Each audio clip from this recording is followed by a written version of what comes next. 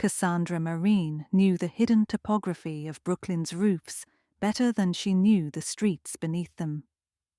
By day, she was paid to coax lettuces from recycled shipping crates and train tomato vines along reclaimed cedar trellises, but by evening, she became a cliff-dwelling nomad, hopping parapets and skylights to water seedlings for elderly friends, to rescue wind-blown tarps, to watch sunsets smolder behind neon signs.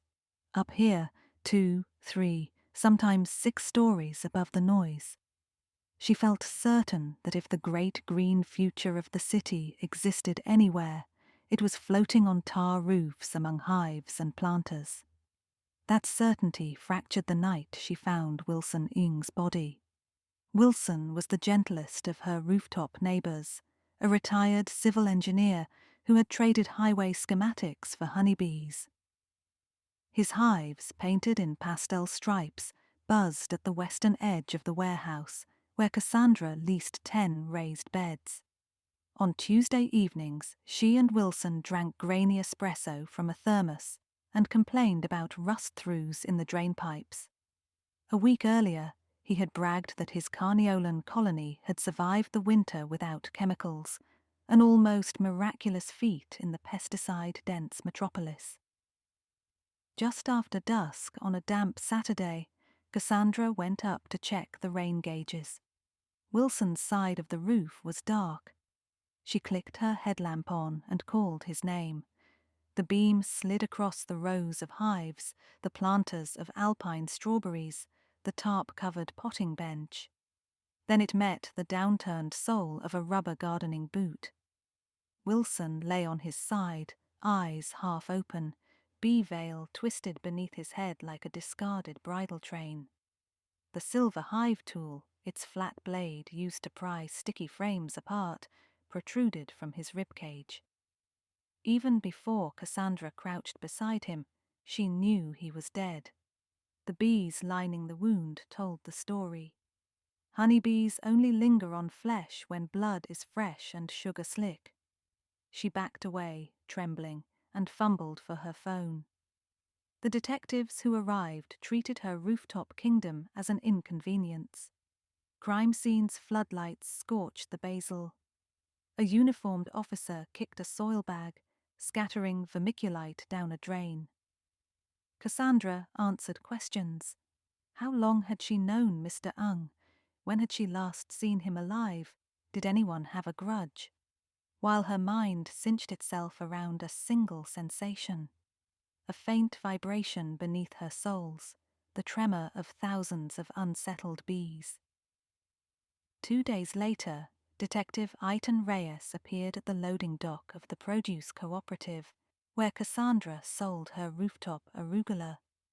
His pressed suit clashed with the forklifts weaving around crates of oranges. "Ms. Marin," he said, "I need 5 minutes." She wiped dirt on her apron and led him to a quieter corner between pallets of ginger. "Autopsy confirms the hive tool was the murder weapon," Reyes said. "Cause of death, hemorrhage, no defensive wounds." "He trusted the killer," Cassandra murmured. Reyes nodded. "Ng's phone's missing, so is one entire hive." One hive. She pictured the row of 5 colonies. The far left box had been empty since Wilson's first harvest, but now she remembered the 4th had been gone. At the time, she'd assumed he moved it. "It weighed maybe 80 pounds, Reyes said. "Someone hauled it down 5 flights after stabbing him.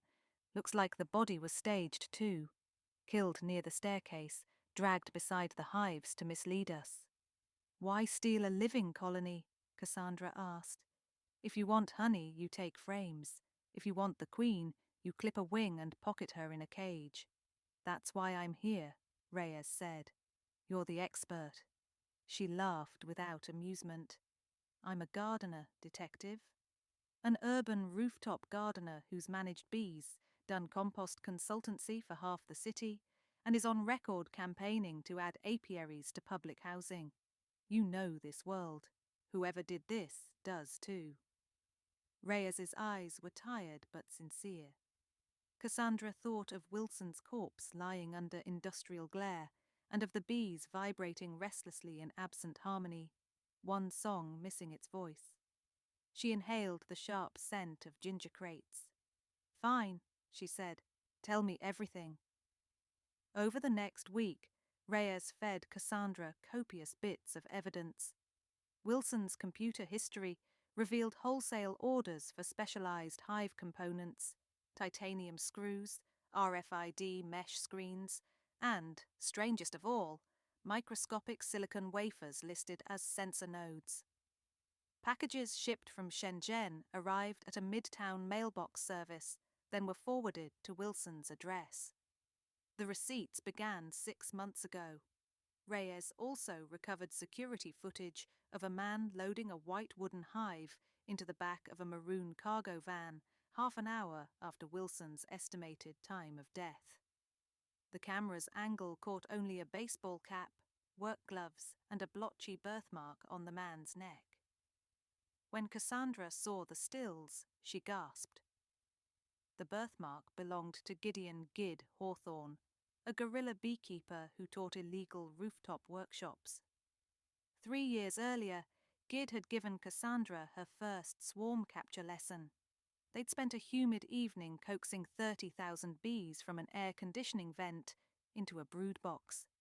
He was brilliant, charismatic, criminally careless. She hadn't spoken to him in a year, not since she'd discovered he'd doctored permits for hives he sold to wealthy restaurateurs. Reyes leaned against the interrogation table. "You know him." "I did," Cassandra admitted. "He thinks laws are ornamental." "Any idea why he'd steal a hive?" "He'd sell it, or maybe he needed bees for a new client.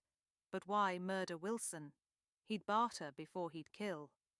Reyes slid a manila folder toward her. "I respect your loyalty, but your friend's fingerprints were on the murder weapon."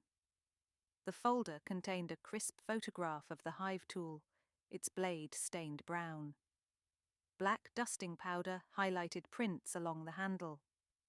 Reyes waited for her protest, but Cassandra said nothing, because inside something else rattled. Why microchips? Bees didn't need silicon. Human smugglers did. That night, Cassandra returned to her roof. She walked the tar perimeter, light drizzle speckling her hoodie. She knelt beside Wilson's remaining hives and listened.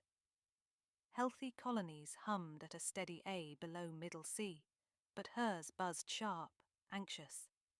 Bees adjusted pitch to regulate hive temperature. These sounded feverish.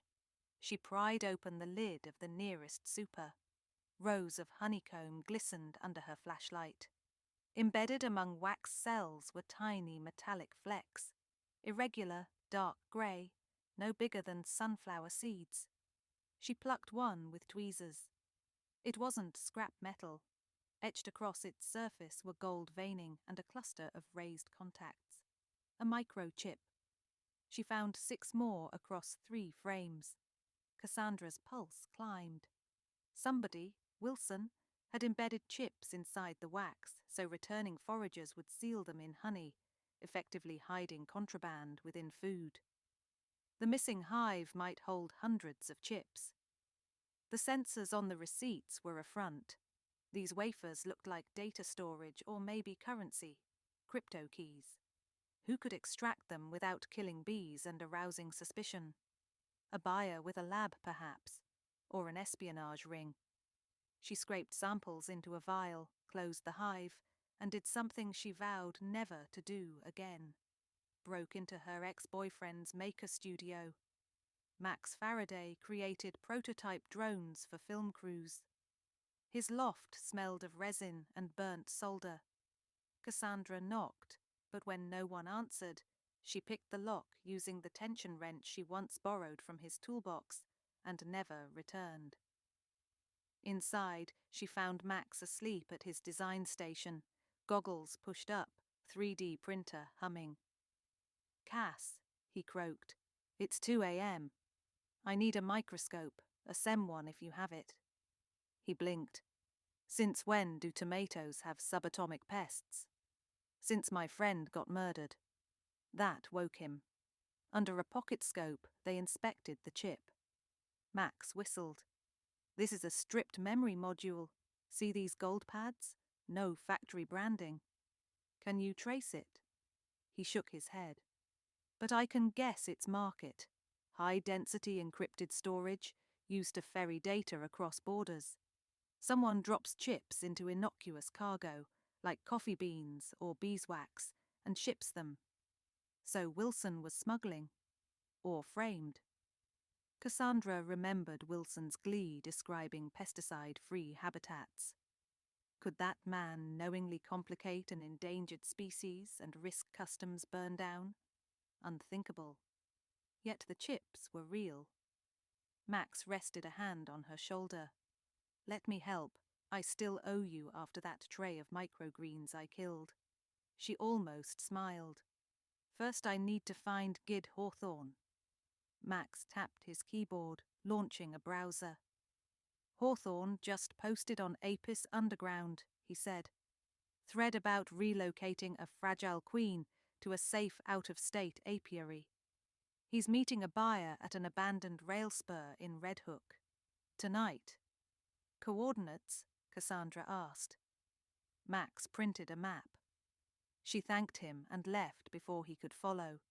She'd had enough of men complicating her gardens. Fog cloaked the waterfront when she arrived.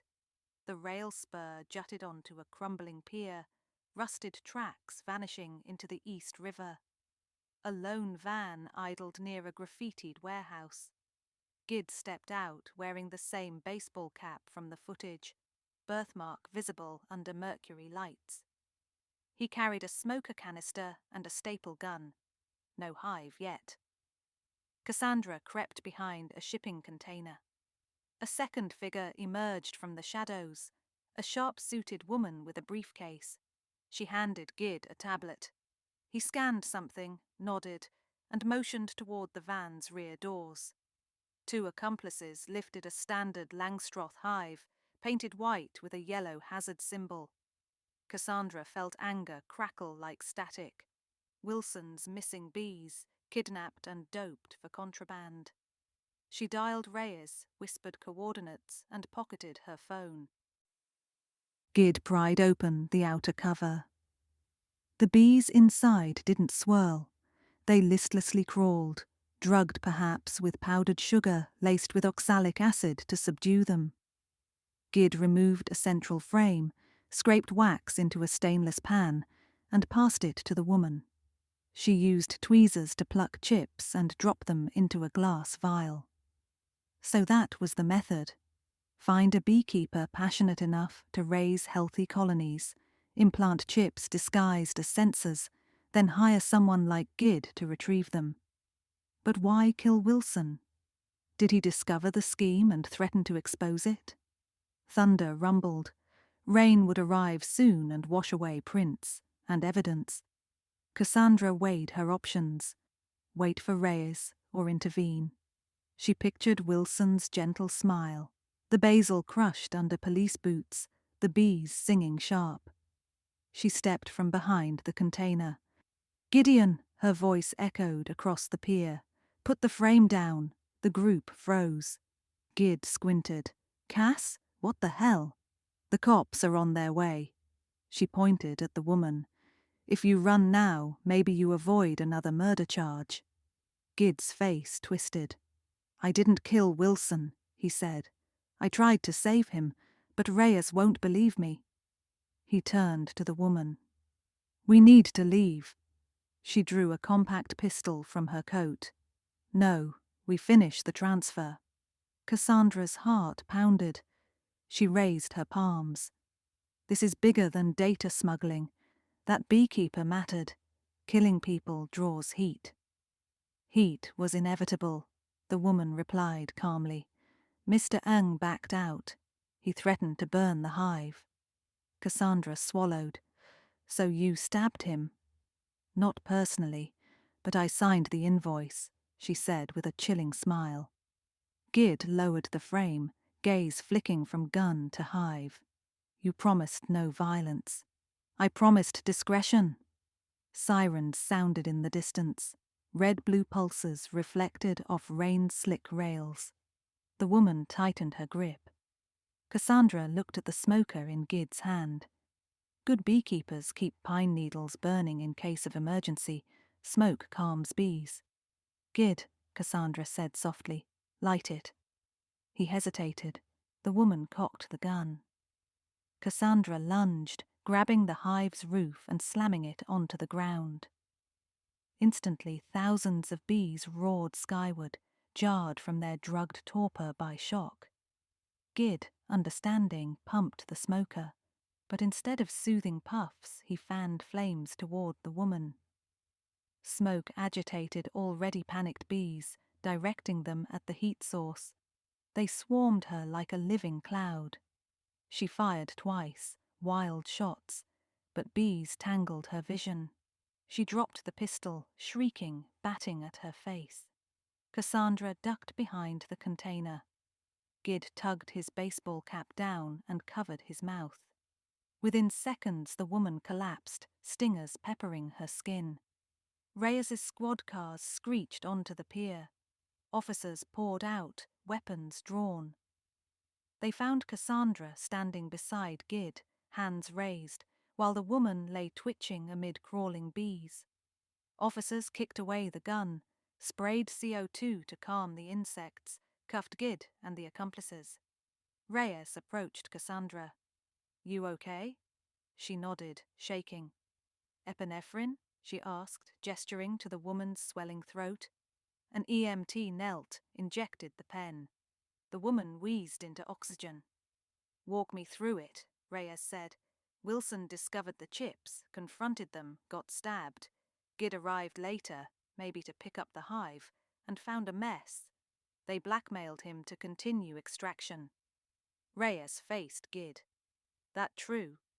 Gid, handcuffed, stared at the ground. After a moment, he nodded. "They threatened my girlfriend. I cleaned the scene, grabbed the hive." Cassandra breathed out. Reyes rubbed his temple. "It'll take weeks to sort evidence. For now, thank you for not getting shot." As officers sealed the hive in a containment box, Cassandra noticed bees still drifting near the rail. Homeless without their colony, they'd perish in the harbour air. She asked a tech for a cardboard and nuke box and cautiously brushed survivors inside. Each bee lost was a story Wilson would demand be told. 2 months later, spring warmed the rooftops. Cassandra restored Wilson's apiary, adopting the rescued bees and planting Nepoter borders to welcome them. Reyes closed the case. The woman, real name Karina Glazov, worked for a private intelligence broker, trafficking stolen research via encrypted chips. Wilson's sensor project was a front.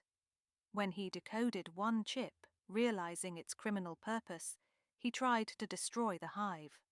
Glazov's henchmen stabbed him. Gid's prints on the tool were from an earlier visit, when Wilson showed him how to scrape propolis. With evidence and Cassandra's testimony, all 3 conspirators pled out. Gid received 5 years but wrote Cassandra from Rikers, "Tell the bees I'm sorry." She did. On the first warm dawn of June, Cassandra opened the hive and recited the whole strange tale: an old beekeeper's murder, a smuggling ring foiled, the rooftop kingdom scarred but alive. The bees chorused low, fanning their wings, as if promising to carry the story across the city. That evening she stood beside fresh basil starts and watched the skyline blush. The roof felt different, haunted yet resilient. Below, millions of people hurried through crosswalks, oblivious to the fragile republic above them. Lettuces, strawberries, endangered bees weaving between antennae and billboards. Cassandra touched the hive's smooth pine. Out of tragedy, she had learned that courage grew like runners. Send a vine across a void, find purchase, root anew. Up here among the quiet gardens, she vowed to guard every colony, every seedling, every secret flutter of wings. If the city's veins ran with greed and shadow, then its rooftops would answer with blossoms and honey, and when necessary, with a sting,